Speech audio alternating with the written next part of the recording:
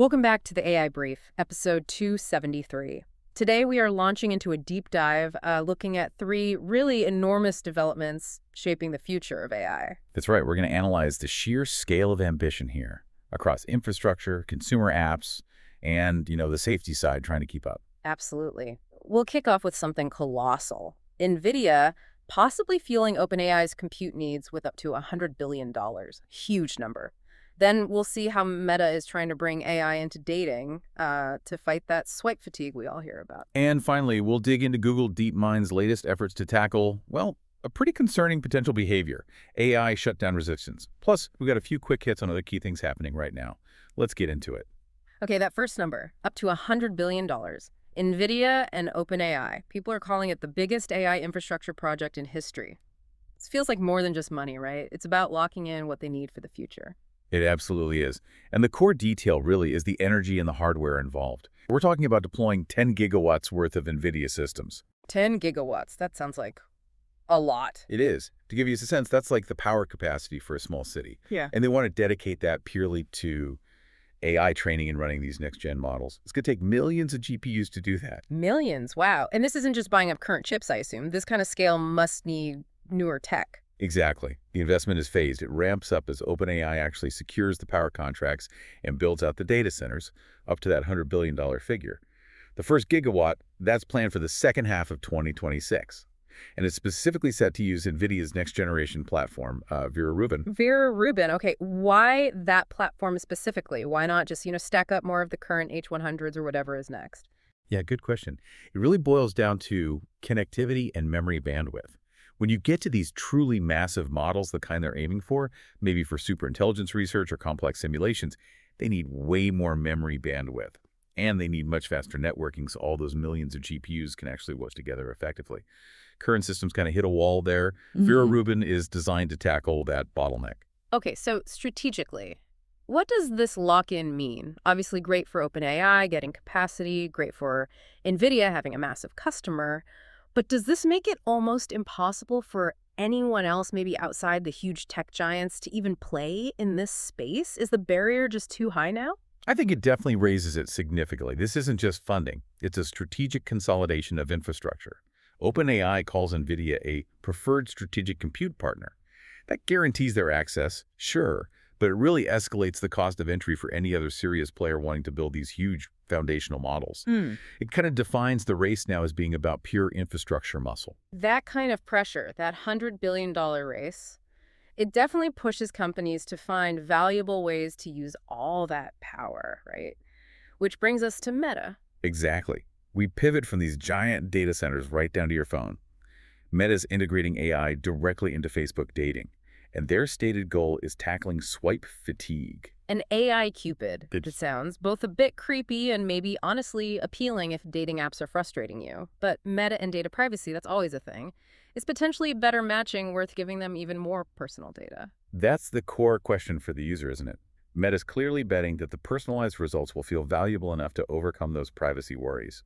They're rolling out two main AI features here. First is a dating assistant. It's basically an AI chatbot you talk to. Like a concierge. Sort of, yeah. You use text prompts like, find me someone who loves hiking and sci-fi movies, and it tries to find relevant matches. It can even suggest date ideas. The promise is that it goes beyond just simple filters like height or whatever, and gets into unique interests, maybe even personality traits inferred from data to give you a more tailored search. Okay, interesting.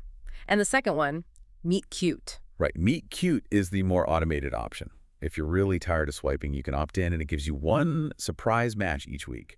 This one is purely based on Meta's algorithm figuring out who you might like. You can opt out, of course. Look, if they can actually make this personalization feel useful and not just weird or generic, it could be a real challenge to Tinder, Bumble, the established players. Definitely one to watch. Okay, let's shift gears again. From finding love to, managing potentially dangerous AI. While all this acceleration is happening, Google DeepMind just put out Frontier Safety Framework 3.0, and it focuses on some pretty high-risk emergent AI behaviors. Yes, this is them trying to be proactive, looking ahead at risks that have been flagged in research but maybe haven't fully manifested yet. The updated framework highlights two critical ones they'll be tracking.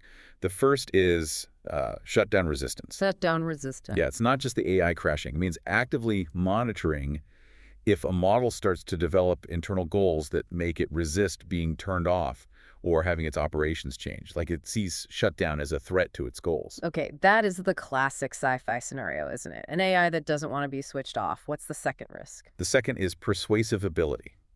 They're watching for models that become unusually good at influencing human beliefs or actions, especially in high-stakes situations where that persuasion could cause real harm or manipulation on a large scale. And tied to this, DeepMind is refining its critical capability levels, the CCLs. ECLs, we hear that term a lot. Can you break that down simply? Sure, CCLs are basically DeepMind's internal danger ratings for their models. Think of them as defined thresholds. If a model crosses a certain CCL, it means it's potentially too capable, maybe too risky to deploy publicly, or sometimes even to keep developing internally without putting major new safety measures in place first. Right. But here's the thing that worries me. They're tracking these risks, like shutdown resistance. But isn't it almost too late by the time you can reliably detect it? If these models are being built in secure labs, how do you even test for resistance before it's already a core part of the model's behavior? Does the framework kind of rely on the AI cooperating with the tests? That's the inherent challenge, absolutely. They're trying to shift this monitoring earlier into the R&D pipeline, shift left, as they say. So safety reviews happen before any external launch, definitely.